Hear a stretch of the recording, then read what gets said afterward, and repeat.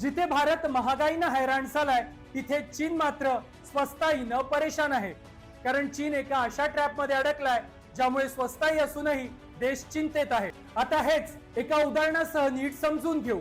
समजा तुम्ही एक लॅपटॉप घ्यायला मार्केटमध्ये गेलात आणि त्याची किंमत आहे 50,000 रुपये.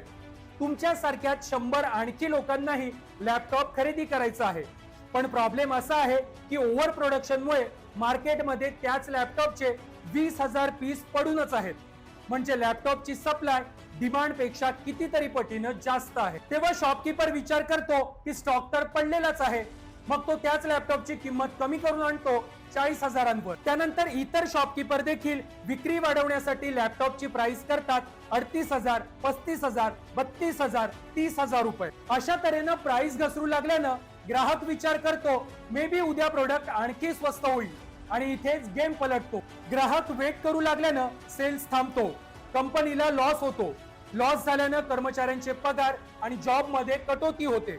परिणामी लोकांकडे पैसे किंवा खेळतं चलन कमी होतं आणि खर्चही कमी केला जातो. ज्यामुळे प्रोडक्टची डिमांड आणखी कमी होते तर प्रोडक्टची प्राइसही आणखी घटवावी लागते आणि हीच सायकल वारंवार रिपीट होत राहते. यालाच म्हणतात डिफ्लेशन ट्रॅप.